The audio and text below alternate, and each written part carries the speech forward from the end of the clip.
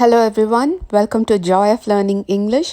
இன்னைக்கு கிளாஸ்ல நாம பார்க்க போறது CBSE Class 12 English Flamingo bookல இருக்க chapter number 8 Going Places written by A R Barton. Flamingo and Vistas booksல இருக்க all chapters and poems ஓட line by line explanation and summary videos ஓட link description boxல இருக்கு. நீங்க அங்க இருந்து போய் உங்களுக்கு எந்த வீடியோ வேணுமோ பார்க்கலாம். A R Barton is a modern writer who lives in Zurich and writes in English. In the story Going Places, Barton explores the theme of adolescent fantasizing and hero worship. Modern writers அப்படின்னா late 19th century, 20th century இந்த டைமில் எழுதின ரைட்டர்ஸை தான் நம்ம modern writers அப்படின்னு சொல்லுவோம். இவர் ஜுரிக் ஸ்விட்சர்லாண்டில் இருக்க ஒரு பெரிய சிட்டி அங்கே தான் இருக்கார். ஆனாலும் இவர் இங்கிலீஷில் தான் எழுதுகிறாரு. இந்த ஸ்டோரி கோயிங் பிளேசஸில் நம்ம ரெண்டு தீம் பார்க்கலாம். ஒன்று அடலசன்ட் ஃபேண்டசைசிங், டீனேஜ் அடலசன்ஸில் இருக்கவங்களாம் எதையாவது கற்பனை பண்ணிகிட்டே இருப்பாங்கல்ல, இமேஜின் பண்ணிகிட்டே இருப்பாங்க, அது ஒன்று. ஹீரோ வர்ஷிப் அப்படின்னா இந்த வயசில் எல்லாருக்கும் ஒரு ஐடல்னு ஒருத்தர் இருப்பார், அவரை ஃபாலோ பண்ணணும், அவர் மாதிரியே அவங்களோட லைஃப் இருக்கணும் அப்படிலாம் நினைப்பாங்க இல்லையா, அதை நம்ம இந்த கதையில் பார்க்கலாம். When I leave, Sophie said, coming home from school, I'm going to have a boutique. Jancy, linking arms with her along the street, looked doubtful. Takes money, Soph, something like that. I'll find it, Sophie said, staring far down the street. இப்போ இந்த கதையில் நம்ம ரெண்டு பொண்ணுங்களை பார்க்குறோம், Sophie, Jhansi. இவங்க ரெண்டு பேரும் ஃப்ரெண்ட்ஸ். இதில் சோஃபி அவளோட ஸ்கூல் எஜுகேஷன் முடிஞ்சதுக்கப்புறமா ஒரு பூட்டிக் ஆரம்பிக்க போகிறேன்னு சொல்கிறா. பூட்டிக் அப்படிங்கிறது ஒரு ஸ்மால் ஃபேஷன் க்ளோதிங் ஸ்டோர். அங்கே நிறைய ட்ரெண்டியான க்ளோத்ஸ் எல்லாம் விற்பாங்க. ஆனால் ஜான்சி ரொம்ப ப்ராக்டிக்கலாக யோசிக்கிற பொண்ணு, அதனால ரொம்ப டவுட்ஃபுல்லாக இதுக்கெல்லாம் மணி வேணுமே சோஃப் அப்படின்னு சொல்கிறா. ஏன்னா ஒரு ஷாப் நம்ம ஆரம்பிக்கிறோன்னா அதுக்கு இன்வெஸ்ட்மெண்ட் வேணும், ரெண்ட் பே பண்ணணும், ரா மெட்டீரியல் வாங்கணும், இந்த மாதிரி நிறைய விஷயத்துக்கு மணி வேணும். ஸ்கூல் முடித்த ஒரு யங் கேர்ள் கிட்ட அவ்வளோ இன்வெஸ்ட்மெண்ட் எப்படி இருக்கும்? ஆனால் சோஃபி எப்படியோ அதெல்லாம் நான் பார்த்துக்குவேன் அப்படிங்கிறா. Take you a long time to save that much. Well, I'll be a manager then. Yes, of course, to begin with, till I've got enough. But anyway, I know just how it's all going to look. They won't make you a manager straight off, Soph. Jhansi அதுக்கு இவ்வளோ பணம் save பண்ணணுன்னா ரொம்ப நாள் ஆகும், long time எடுக்கும் அப்படின்னு சொல்கிறா. அதுக்கு சோஃபி, சரி அப்போ நான் மேனேஜராக வேலைக்கு சேர்ந்துடுறேன், பணம் சேர்கிற வரைக்கும் மேனேஜராக வேலை பார்க்குறேன், அதுக்கப்புறம் பிஸ்னஸ் ஆரம்பித்தா போச்சு அப்படிங்கிறா. உடனே ஜான்சி, எடுத்த ஒன்னெல்லாம் உன்னை யாரும் மேனேஜராக எடுத்துக்க மாட்டாங்க சோஃப் அப்படிங்கிறா. I'll be like Mary Quant, Sophie said. I'll be a natural. They'll see it from the start. I'll have the most amazing shop the city's ever seen. Jancy, knowing they were both earmarked for the biscuit factory, became melancholy. She wished Sophie wouldn't say these things. அதுக்கு Sophie ஒரு famous British fashion designer மேரி quant அப்படிங்கிறவங்கள எக்ஸாம்பிளாக காமிக்கிறா. நான் அவங்க மாதிரி இருப்பேன், நான் ஒரு natural அப்படின்னா என்கிட்ட அந்த டேலண்ட்லாம் பை பர்த்தே இருக்கு, எல்லாரும் அதை நோட்டீஸ் பண்ணுவாங்க. நான் இந்த சிட்டிலேயே இல்லாத மாதிரி ஒரு மோஸ்ட் அமேசிங் ஷாப்பை ஓப்பன் பண்ண போகிறேன் அப்படிங்கிறா. ஆனால் ஜான்சிக்கு தெரியும் அவங்க ரெண்டு பேரும் பிஸ்கெட் ஃபேக்ட்ரியில் தான் வேலைக்கு சேர போகிறாங்க அப்படின்றது. இதை நினைக்கும் போதே அவளுக்கு ரொம்ப மெலன்கலி அப்படின்னா ரொம்ப சேடாக இருக்குது. சோஃபி இந்த மாதிரிலாம் பேசாமல் இருந்தால் நல்லாயிருக்கும் அப்படின்னு ஜான்சி நினைக்கிறா. When they reached Sophie's street, Jancy said, It's only a few months away now. Soph, you really should be sensible. They don't pay well for shop work. You know that. Your dad would never allow it. சோஃபியோட வீடு இருக்க ஸ்ட்ரீட்டுக்கு வந்ததுக்கப்புறம் ஜான்சி அவகிட்ட, நமக்கு school முடிய இன்னும் few months தான் இருக்குது, நீ சென்சிபிளாக, லாஜிக்கலாக, ப்ராக்டிக்கலாக யோசிக்கணும்.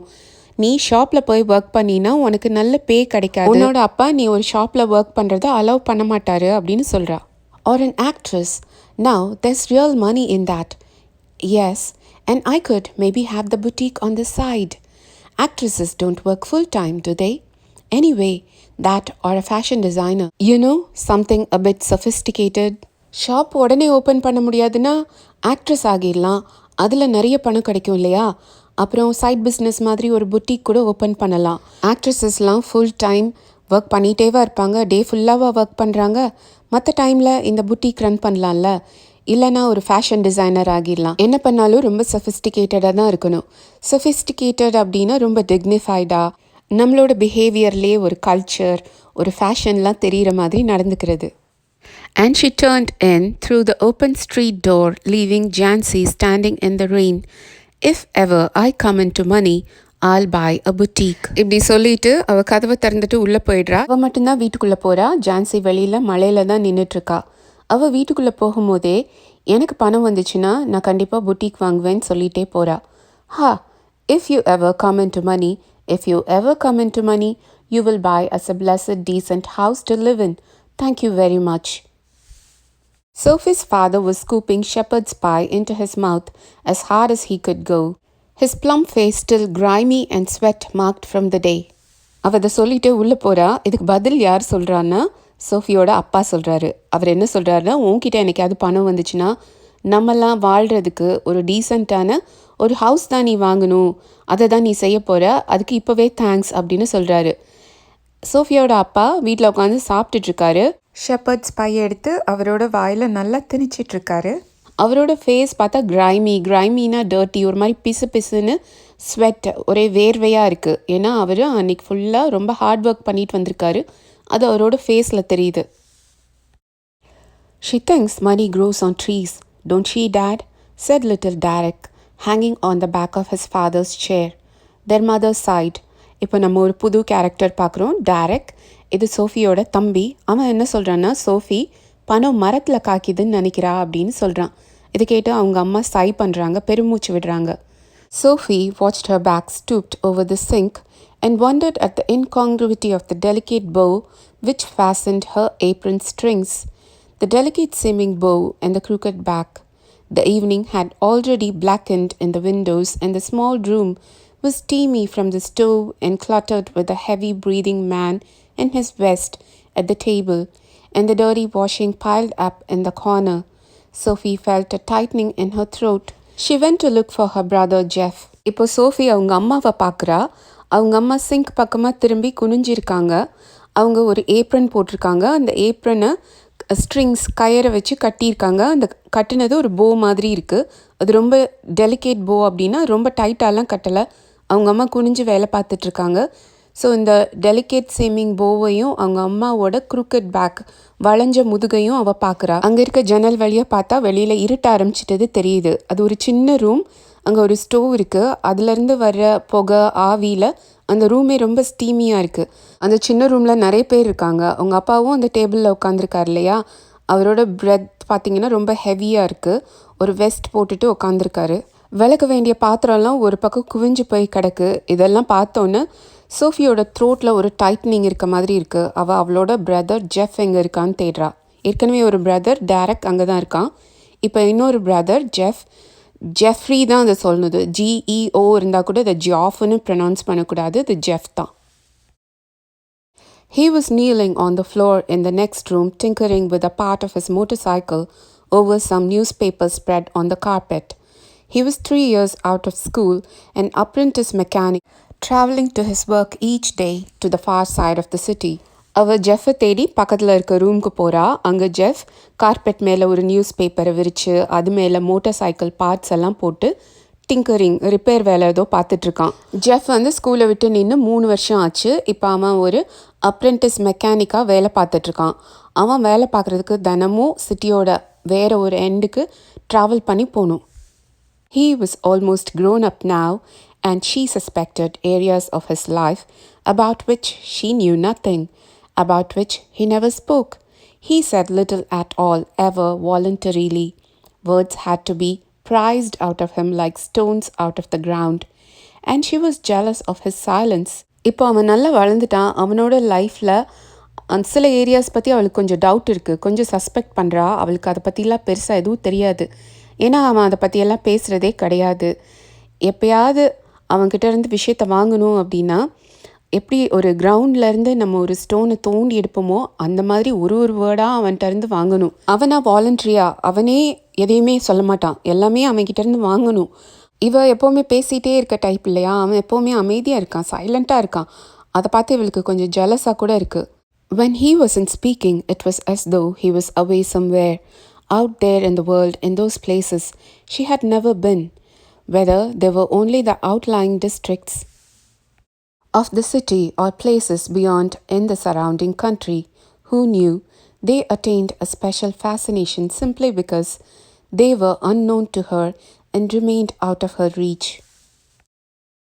அவன் அவங்க கிட்டலாம் பேசாமல் அமைதியாக இருக்கும் போது அவன் வேற ஏதோ ஒரு இடத்துல இருக்க மாதிரி, இவளுக்கு தெரியாத ஒரு உலகத்தில் அவன் இருக்க மாதிரி இவளுக்கு தோணும். ஒருவேளை அந்த இடம் இந்த சிட்டிக்கு வெளியில் எங்கேயோ இருக்க ஒரு இடமா இருக்குமா, அதையும் தாண்டி கண்ட்ரி சைடில் இருக்க ஏதோ ஒரு இடமா இருக்குமா, யாருக்கு தெரியும். அந்த இடம் எதுவாக இருந்தாலும் இவளுக்கு அந்த இடத்து மேலே ஒரு ஸ்பெஷல் ஃபேசினேஷன், ஒரு அட்ராக்ஷன், இன்ட்ரெஸ்ட் இருக்குது. ஏன் அந்த ஃபேசினேஷன் இருக்குன்னா, அந்த இடத்த பற்றி அவளுக்கு எதுவும் தெரியாது. அந்த இடம் அவளோட ரீச்சை விட்டு ரொம்ப தூரத்தில், அவள் தொட முடியாத ஒரு தூரமான இடமா அது இருக்குது. Perhaps there were also people, exotic, interesting people, of whom he never spoke. It was possible, though he was quiet and didn't make new friends easily. She longed to know them. She wished she could be admitted more deeply into her brother's affection, and that someday he might take her with him. அவன் இருக்க அந்த இடத்துல people கூட இருக்கலாம். அவங்க எக்ஸாட்டிக்காக இருப்பாங்க அப்படின்னா, ரொம்ப தூரமான கண்ட்ரிலேருந்து வந்தவங்க, பொதுவாக ட்ராபிக்கல் கண்ட்ரீஸ்லேருந்து வந்தவங்கள தான் எக்ஸாட்டிக் பீப்புள்னு சொல்லுவாங்க. அவங்க ரொம்ப இன்ட்ரெஸ்டிங்கான பீப்புளாக இருக்கலாம். அவங்கள பற்றி அவன் பேசுகிறதே இல்லை, அவன் ரொம்ப குவாய்ட்டாக இருக்கான், அவனுக்கு நியூ ஃப்ரெண்ட்ஸ் எல்லாம் அவ்வளோ ஈஸியாக கிடைக்க மாட்டாங்கன்னா கூட அந்த இடத்துல இந்த மாதிரி எக்ஸாட்டிக் பீப்புளெலாம் இருக்குது பாசிபிள் தானே. அவங்கள பற்றியெல்லாம் தெரிஞ்சுக்கணும்னு இவள் ரொம்ப ஆசைப்படுறா. அவள் மனசுக்குள்ளே அவளோட பிரதர் அவள் மேலே ரொம்ப அஃபெக்ஷன் காமிக்கணும், போகிற இடத்துக்கு இவளையும் என்றைக்காவது ஒரு நாள் கூட்டிகிட்டு போகணும் அப்படிங்கிற ஆசையெல்லாம் ரொம்ப டீப்பாக இருந்தது. Though their father forbade it and Jeff had never expressed an opinion, she knew he thought her too young, and she was impatient. She was conscious of a vast world out there waiting for her, and she knew instinctively that she would feel as at home there as in the city which had always been her home. அவங்க அப்பா Jeff கூட இவளை தனியாக அனுப்பெல்லாம் allow பண்ண மாட்டார். Jeff இது வரைக்கும் அவன் என்ன நினைக்கிறான் அப்படிங்கிறது வெளியில் சொன்னதே இல்லை. இருந்தாலும் அவளுக்கு தெரியும் ஜெஃப் அவளை பற்றி வெளியில் கூட்டிகிட்டு போகிறத பற்றியெல்லாம் என்ன நினைக்கிறான்னு. அவள் ரொம்ப யங்காக இருக்கா, ரொம்ப இம்பேஷண்ட்டாக இருக்கா அப்படிலாம் தான் அவன் நினைக்கிறான். இவளுக்கு இவங்க இருக்க இந்த சிட்டிக்கு வெளியில் ஒரு பெரிய வாஸ்ட் வேர்ல்டு இருக்குது, அது அவளுக்காக வெயிட் பண்ணிகிட்ருக்கு அப்படிங்கிறதெல்லாம் அவளோட மனசுக்குள்ளே இன்ஸ்டிங்டிவ்லி அவளோட உள்ளுணர்வுக்கு தெரியும். இவருக்கு இந்த சிட்டியில் இவள் எப்படி ஃபீல் பண்ணுறாளோ, எவ்வளோ கம்ஃபர்டபுளாக ஃபீல் பண்ணுறாளோ அதே மாதிரி தான் அவள் அந்த இடத்துக்கு போனாலும் ஆஸ் அட் ஹோம் அப்படின்னா அவள் ரொம்ப கம்ஃபர்டபுளாக புதுசாக ஒரு இடத்துக்கு வராத மாதிரி நல்ல பழகின இடத்துக்கு வந்த மாதிரி தான் அவள் ஃபீல் பண்ண போகிறா. Expectantly awaited her arrival. She saw herself riding there behind Jeff. He wore new shining black leathers, and she a yellow dress with a kind of cape that flew out behind. There was the sound of applause as the world rose to greet them. தூரத்தில் இருக்க உலகம் இவளோட அரைவலுக்காக, இவளோட வரவுக்காக காத்திருக்கு. இவள் Jeff பின்னாடி வண்டியில் உட்காந்து போகிறா. ஜெஃப் ஒரு புது ஷைனிங் பிளாக் லெதர் ட்ரெஸ் போட்டிருக்கான். இவள் ஒரு எல்லோ கலர் ட்ரெஸ் போட்டிருக்கா. இவள் ஒரு கைண்ட் ஆஃப் கேப் அப்படின்னா சூப்பர்மேன்லாம் பின்னாடி ஒரு துணி மாதிரி கட்டியிருப்பார், அவர் பறக்கும் போது அதுவும் பறந்து அப்படியே போகும்ல, அந்த மாதிரி ஒரு துணி கட்டியிருக்கா. அது அப்படியே அவள் வண்டியில் போகும்போது பறந்துட்டே போகுது. இந்த உலகமே க்ரீட் பண்ணுற மாதிரி, கைத்தட்டி வரவேற்கிற மாதிரி சத்தம் அவளுக்கு கேட்குது. இது எல்லாமே சோஃபி அவளோட அடலசன்ட் ஏஜில் ரியல் வேர்ல்டு எப்படி இருக்கும் அப்படிங்கிறதே தெரியாமல் அவளாக எதோ இமேஜின் பண்ணி வேர்ல்டு இப்படி தான் இருக்கும், வேர்ல்டு அவங்களெல்லாம் வெல்கம் பண்ண போகுது, அது ஒரு ஹாப்பி பிளேஸாக இருக்க போகுது அப்படிலாம் ரொம்ப imagine பண்ணிகிட்ருக்கா. He sat frowning at the oily component he cradled in his hands, as though it were a small dumb animal and he was willing it to speak. Jeff அவனோட கையில் ஒரு ஆயிலி பார்ட்டை வச்சுட்டு அப்படியே கையில் ஆட்டிகிட்டே, அது ஏதோ ஒரு டம் ஆனிமல் அப்படின்னா ஒரு ஸ்டூபிட் ஆனிமல் மாதிரி, அது அவன்கிட்ட என்ன பிரச்சனைன்னு சொல்லுமா அப்படிங்கிற மாதிரி அதையே உத்து பார்த்துட்ருக்கான். ஃப்ரவுன் அப்படின்னா ஐப்ரோஸை சுருக்கி பார்த்துட்ருக்கான். I met Danny Casey, Sophie said. He looked around abruptly. Where? In the arcade, funnily enough. It's never true. I did too.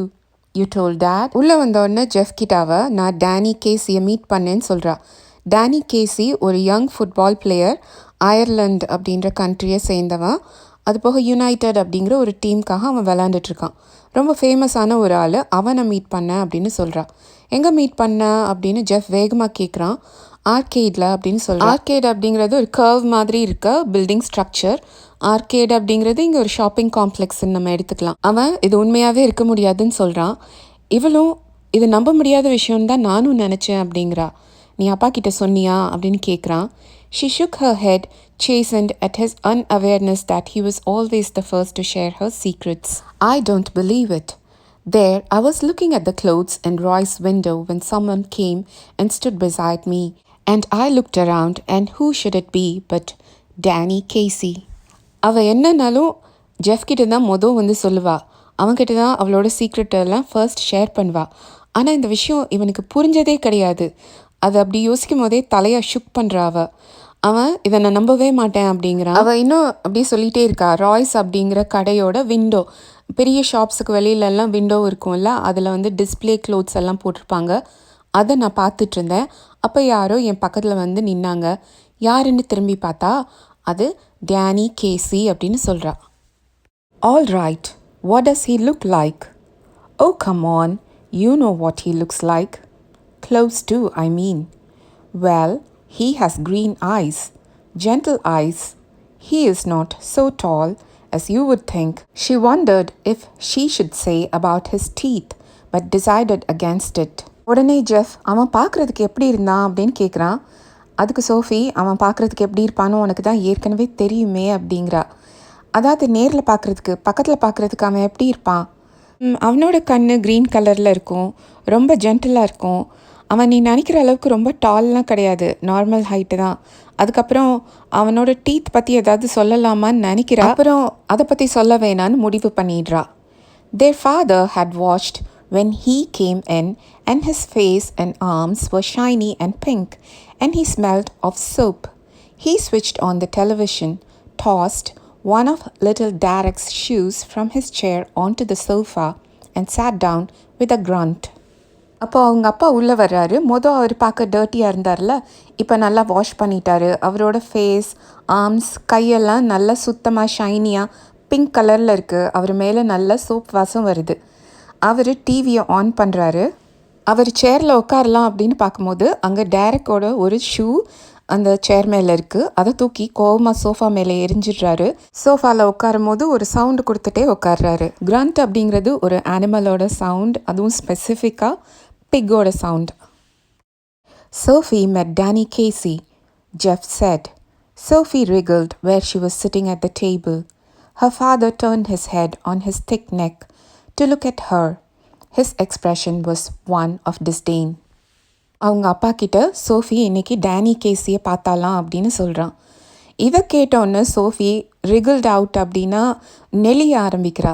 அவங்க அப்பா தலையை திருப்பி அவள் பக்கமாக பார்க்குறாரு. திக் நெக் அப்படின்னா அவர் கொஞ்சம் ஸ்டவுட்டான ஆள் இல்லையா, அவர் அப்படியே மெதுவாக திரும்பி பார்க்குறாரு. அவரோட ஃபேஸில் இருக்க எக்ஸ்ப்ரெஷன் பார்த்தீங்கன்னா டிஸ்டெயின், டிஸ்லைக், டிஸ்ரெஸ்பெக்ட்ஃபுல், அதாவது ரொம்ப மட்டமாக நீ எல்லாம் டேனி கேசியை பார்த்தியா அப்படிங்கிற மாதிரி பார்க்குறாரு.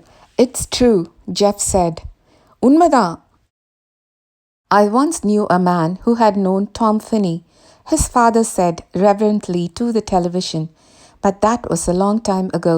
டேனி கேசியை பற்றி பேசினோன்னா அவங்க அப்பா அவரோட காலத்தில் ரொம்ப ஃபேமஸாக இருந்த ஒரு ஃபுட்பால் பிளேயரை பற்றி சொல்கிறாரு. அவங்க அப்பாவுக்கு டாம் ஃபினியை நேரடியாக தெரியாது, ஆனால் டாம் ஃபினிக்கு தெரிஞ்ச ஒருத்தரை அவருக்கு தெரியும் அப்படின்னு சொல்லும் போதே, அந்த டாம் ஃபினி அப்படிங்கிற பேரை சொல்லும் போதே அவர் ரொம்ப ரெவரண்ட்லி அப்படின்னா ஒரு காட்லி பர்சனை பற்றி பேசும்போது, ரொம்ப பயபக்தியோட ஒருத்தரை பற்றி பேசும்போது எப்படி பேசுவோம் அந்த மாதிரி சொல்கிறாரு. அந்த அளவுக்கு டாம் ஃபினி அந்த காலத்தில் ரொம்ப famous and renowned football player. You told us, Jeff said. நீங்கள் இதை எங்ககிட்ட ஏற்கனவே சொல்லியிருக்கீங்க. Casey might be that good some day. உங்களோட டேனி கேசி கூட ஒரு நாள் டாம் ஃபினி அளவுக்கு நல்ல பிளேயராக வருவார். Better than that, he is the best. உடனே ஜெஃப், டாம் ஃபினியை விட டேனி கேசி நல்ல பிளேயராக வருவார், அவர் தான் பெஸ்ட் அப்படின்னு சொல்கிறான். If he keeps his head on his shoulders, if they look after him properly, a lot of distractions for a youngster in the game these days. Head on shoulders அப்படின்னா to have good judgment and be able to make good decisions. நல்ல சென்சிபிளாக இருக்கணும், நல்லா plan பண்ணி விளையாடணும். இந்த காலத்தில் யங்ஸ்டர்ஸ்க்கெல்லாம் கேம்ஸில் நிறைய distractions இருக்குது அப்படின்னு சொல்கிறாரு. He'll be all right. He is with the best team in the country. He is very young yet. He is older than I am. Too young really for the first team. Jeff அவங்க அப்பா கிட்ட, Danny கேசி அதெல்லாம் பார்த்துக்குவான், அவன் இருக்க team இந்த கண்ட்ரிலே best team. டீமோட name ஞாபகம் இருக்கு இல்லையா, யுனைடெட். அவங்க அப்பா அதுக்கு ஆனால் அவன் இப்போ ரொம்ப யங், ரொம்ப சின்ன வயசுன்னு சொல்கிறாரு. அதுக்கு ஜெஃப், அவன் என்னை விட பெரியவன் அப்படிங்கிறான். ஃபர்ஸ்ட் டீம் அப்படின்னா ரொம்ப இம்பார்ட்டண்ட்டான மெயினான டீமுக்கு விளையாடுறதுக்கு அவனுக்கு ரொம்ப வயசு கம்மி அப்படின்னு சொல்கிறாரு. You Gantt argue with that sort of ability. அவனுக்கு திறமை இருக்கிறதுனால தான் அவனை அந்த டீமில் வச்சுருக்காங்க. அதை பற்றியெல்லாம் நீங்கள் ஆர்கியூ பண்ண முடியாது. He is going to buy a shop, Sophie said from the table. இவங்க 2 பேரும் சீரியஸாக பேசிகிட்டு இருக்கும் போது சோஃபி குறுக்க வந்து அவன் ஒரு ஷாப் வாங்க போகிறான் அப்படின்னு ஏதோ சொல்கிறான். Her father grimaced.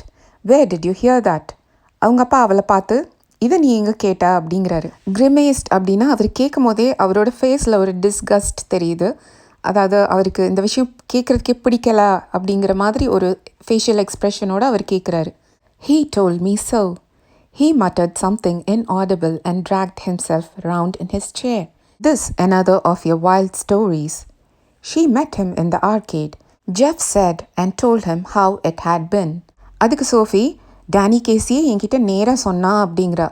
உடனே அவங்க அப்பா யாருக்கும் கேட்காத மாதிரி வாய்க்குள்ளே ஏதோ முணுமுணுத்து அவரோட வெயிட்டை யூஸ் பண்ணி சேரை திருப்பிட்டு அவகிட்ட பேசுகிறாரு. நீ எப்பவும் சொல்கிற மாதிரி இதுவும் ஒரு கதையா? ஆனால் எதுக்கு சோஃபி பதில் சொல்லலை. ஜெஃப் சொல்கிறான் எப்படி அவள் டேனி கேசியை ஆர்கேடில் மீட் பண்ணா, என்ன ஆச்சு, அந்த கதையெல்லாம் திருப்பி சொல்கிறான். One of these days, you're going to talk yourself into a load of trouble, her father said aggressively. Jeff knows it's true. Don't you, Jeff? He don't believe you, though he would like to. அவங்க அப்பா இப்படி பேசி பேசியே ஒரு நாள் பெரிய பிரச்சனையில் மாட்டிக்க போகிற அப்படின்னு கோபமாக சொல்கிறாரு. அதுக்கு சோஃபி, ஜெஃப்க்கு நான் சொல்கிறதெல்லாம் உண்மைன்னு தெரியும், அப்படி தானே ஜெஃப் அப்படின்னு கேட்குறா. அதுக்கு அவங்க அப்பா, அவன் ஒன்றை நம்பலை, அவனுக்கு நம்பணும்னு ஆசை இருந்தால் கூட அவன் ஒன்று நம்ப மாட்டான் அப்படின்னு சொல்கிறாரு. The table lamp cast an amber glow across her brother's bedroom wall and across the large poster of United's first team squad and the row of colored photographs beneath, 3 of them of the young Irish prodigy Casey. இங்கே ஜெஃபோட room எப்படி இருக்குன்னு describe பண்ணுறாங்க. அந்த ரூமில் ஒரு table lamp இருக்குது. அந்த லேம்ப்லேருந்து வர லைட்னால் அந்த பெட்ரூமில் உள்ள வால் எல்லாம் ஒரு மாதிரி ஆம்பர் க்ளோனா yellow கலரில் இருக்குது. அந்த வாலில் யுனைட்டடோட ஃபர்ஸ்ட் டீம் ஸ்குவாடோட பெரிய போஸ்டர் ஒன்று இருக்குது. அந்த போஸ்டர் கீழே நிறைய கலர் ஃபோட்டோகிராஃப்ஸ் இருக்குது. அந்த ஃபோட்டோகிராஃப்ஸில் 3 வந்து டேனி கேசியோடது. இங்கே டேனி கேசியை யங் ஐரிஷ் ப்ராடிஜின்னு சொல்கிறாங்க. ப்ராடிஜின்னா ரொம்ப சின்ன வயசுலேயே ரொம்ப டேலண்டடாக இருக்க person. Promise you'll tell no one, Sophie said. Nothing to tell, is there? Promise, Jeff. Dad would murder me. Only if he thought it was true. Please, Jeff. Christ, Sophie, you're still at school. Casey must have strings of girls. No, he doesn't. How could you know that? He jeered. He told me, that's how. As if anyone would tell a girl something like that. Sophie Jeff கிட்ட யார்கிட்டையும் சொல்ல மாட்டேன்னு promise பண்ணு அப்படிங்கிறா. அதுக்கு Jeff, சொல்கிறதுக்கு என்ன இருக்குது அப்படிங்கிறான். இவ திரும்ப ப்ராமிஸ் பண்ண ஜெஃப், அப்பா என்னை கொன்றுவார் அப்படிங்கிறா. அவன் அது உண்மைன்னு அவர் நம்பினா தானே உன்னை கொல்லுவார் அப்படிங்கிறான். இவ ப்ளீஸ் ஜெஃப் அப்படிங்கிறா. அதுக்கப்புறம் ஜெஃப் கொஞ்சம் கவலைப்படுறான். சோஃபி, நீ சின்ன பொண்ணு, இன்னும் ஸ்கூலில் இருக்க, கேசிக்கு நிறைய பொண்ணுங்களை தெரிஞ்சிருக்கும் அப்படிங்கிறான். அதுக்கு சோஃபி, இல்லை அவனுக்கு வேறு எந்த பொண்ணையும் தெரியாது, வேறு கேர்ள் ஃப்ரெண்ட்ஸ்லாம் இல்லை அப்படிங்கிறா. அதுக்கு ஜெஃப், உனக்கு எப்படி தெரியும் அப்படின்னு கேட்குறான். அதுக்கு அவனே என்கிட்ட சொன்னான், அதை வச்சு தான் தெரியும் அப்படிங்கிறா. உடனே இவன், எந்த பையனாவது பொண்ணுங்க கிட்ட இந்த விஷயத்தில் உண்மையை சொல்லுவாங்களா அப்படிங்கிறான். ஆனால் அவன் சொன்னானே, அவன் அப்படிலாம் கிடையாது, அவன் ரொம்ப அப்படிங்கிறா. Not as quiet as all that, apparently. It was nothing like that, Jeff. It was me spoke first. When I saw who it was, I said, "Excuse me, but aren't you Danny Casey?" And he looked sort of surprised. அவன் ரொம்ப quiet, யார் கூடயும் பேச மாட்டான் அப்படின்லாம் சொன்னான் இல்லையா. அவ்வளோ குவாய்ட்டா, அவ்வளோ நல்லவனா, கேர்ள் ஃப்ரெண்டே இல்லாத அளவுக்கு, பொண்ணுங்கக்கிட்டே பேசாத அளவுக்கு அவ்வளோ நல்லவனா? நீ நினைக்கிற மாதிரிலாம் இல்லை ஜெஃப். நான் தான் ஃபஸ்ட்டு போய் பேசினேன். யாருன்னு தெரிஞ்சதுக்கப்புறமா நானே அவன்கிட்ட போய், நீங்கள் டேனி கேசி தானே அப்படின்னு கேட்டேன். நான் பேசினதை கேட்டு அவன் கொஞ்சம் சர்ப்ரைஸ் ஆயிட்டான். And he said, "Yes, that's right." And I knew it must be him because he had the accent, you know, like when they interviewed him on the television. இவ கேட்ட கேள்விக்கு டேனி கேசி, ஆமாம் நீ நினச்சது கரெக்டு தான் அப்படின்னு சொல்கிறான். அதாவது நான் தான் டேனி கேசி அப்படின்னு சொல்கிறான். இங்கே அவனோட ஆக்சண்ட் பற்றி சொல்கிறாங்க. இப்போது நான் இங்கிலீஷ் ஸ்பீக்கர்ஸ்லாம் இப்போ நம்மெல்லாம் பேசும்போது மதர் டங் இன்ஃப்ளூயன்ஸ் இருக்கும். ஸோ அவனோட மதர் டங் வந்து ஐரிஷ்.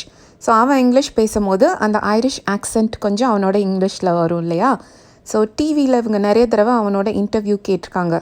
டிவியில் பேசும்போது அந்த ஆக்சண்ட்டோட அவன் பேசுகிற மாதிரியே இவகிட்ட பேசினான் அப்படின்னு சொல்கிறான். அதுலேருந்து அவன் தான் டேனி கேசி அப்படிங்கிறது கன்ஃபார்ம் ஆயிடுச்சு. So I asked him for an autograph for little Derek. But neither of us had any paper or a pen. So then we just talked a bit about the clothes in Royce's window. He seemed lonely. After all, it's a long way from the west of Ireland. And then, just as he was going, he said if I would care to meet him. அதுக்கப்புறம் அவங்க வீட்டில் இருக்க சின்ன பையன் டேரக்காக அவன்கிட்ட ஒரு autograph கேட்குறா. ஆனால் அவங்க 2 பேர்கிட்டையுமே பேப்பரும் இல்லை, பென்னும் இல்லை. அதனால அவங்க 2 பேரும் கொஞ்ச நேரம் சும்மா பேசிகிட்டு இருந்தாங்க. ராய்ஸ் விண்டோ, அந்த கடைக்கு வெளியில் இருக்காங்க இல்லையா, அந்த கடையில் அந்த விண்டோ பக்கத்தில் இருக்க அந்த க்ளோத்ஸ் பற்றியெல்லாம் பேசிகிட்டு இருக்காங்க. இவளுக்கு பார்க்குறதுக்கு டேனி கேசி ரொம்ப லோன்லியாக இருக்க மாதிரி, அதாவது ரொம்ப தனிமையில் இருக்க மாதிரி தோணுது. பாவம், அவன் அயர்லாண்டோட வெஸ்ட் பார்ட்லேருந்து இவ்வளோ தூரம் வந்திருக்கான் இல்லையா. ஆனால் கிளம்பி போகும்போது அவன் திடீர்னு பக்கமாக திரும்பி நீ என்னை மீட் பண்ணுவியா அப்படின்னு கேட்டானா. He said if I would care to meet him next week, he would give me an autograph then. Of course, I said I would, as if he would ever show up. Do you believe me now, don't you? Danny Casey அடுத்த வாரம் Sophie அவனை meet பண்ணால் autograph தரேன் அப்படின்னு சொன்னான்னு சொல்கிறா. அதுக்கு Sophie கண்டிப்பாக நான் வர்றேன் அப்படின்னு சொன்னதாகவும் சொல்கிறா. அதுக்கு ஜெஃப் ரொம்ப சந்தேகமாக அவன் வருவான் நீ நினைக்கிறியா அப்படின்னு கேட்குறான். நீ நான் சொல்கிறத நம்புறியா அப்படின்னு சோஃபி கேட்குறா. He dragged his jacket, which was shiny and shapeless, from the back of the chair and pushed his arms into it. She wished he paid more attention to his appearance, wished he cared more about his clothes. He was tall, with a strong dark face. Handsome, she thought. அதுக்கு மேலே அவனால் இதை பற்றி பேச முடியல போல இருக்குது. அதனால் அவனோட ஜாக்கெட் எடுத்துக்கிறான். அவனோட ஜாக்கெட் எப்படி இருக்குன்னா ஷைனியாக இருக்குது, ஷேப்லெஸ்ஸாக இருக்குது. சேருக்கு பின்னாடி தொங்கிட்டு இருக்கா அந்த ஜாக்கெட் எடுத்து கையை உள்ளே விட்டு போட்டுக்கிறான். அவளுக்கு அந்த ஜாக்கெட் எல்லாம் பார்த்தோன்னே அவன் இன்னும் கொஞ்சம் எப்படி அவனோட லுக்ஸ் எல்லாம் பற்றி, அப்பியரன்ஸ் பற்றி இன்னும் கொஞ்சம் கேர் பண்ணலாமே, இன்னும் நல்ல டைட் ஃபிட் க்ளோத்ஸ், அவனுக்கு சூட் ஆகிற மாதிரி க்ளோத்ஸ் எல்லாம் போடலாமே அப்படியெல்லாம் யோசிக்கிறா. பொதுவாக அழகாக இருக்க பசங்களை பற்றி சொல்லும் போது டால், டார்க் அண்ட் ஹேண்ட்ஸம் அப்படின்னு சொல்லுவாங்க. ஸோ இவங்க அண்ணன் வந்து அந்த மாதிரி தான் இருக்கான். டாலாக இருக்கான், டார்க் ஃபேஸ் இருக்குது, ஹேண்ட்ஸமாக இருக்கான் அப்படிலாம் அவங்க அண்ணனை பற்றி நினைக்கிறா. It's the unlikeliest thing I ever heard, he said. Unlikely அப்படின்னா இம்பாசிபிள்னு அர்த்தம். இப்படி ஒரு விஷயம் நடக்கிறது பாசிபிளே கிடையாது. நான் சொல்கிறத நீ நம்புறியா அப்படின்னு கேட்டா இல்லையா, அதுக்கு ஜெஃப் சொல்கிற பதில், இது வரைக்கும் நான் கேட்டதுலேயே நம்ப முடியாத விஷயம் இப்போ நீ சொன்னது தான் அப்படின்னு சொல்கிறான். For more such videos, hit the subscribe button, keep the bell icon on, like the video and share the video with your classmates and friends. See you in next class.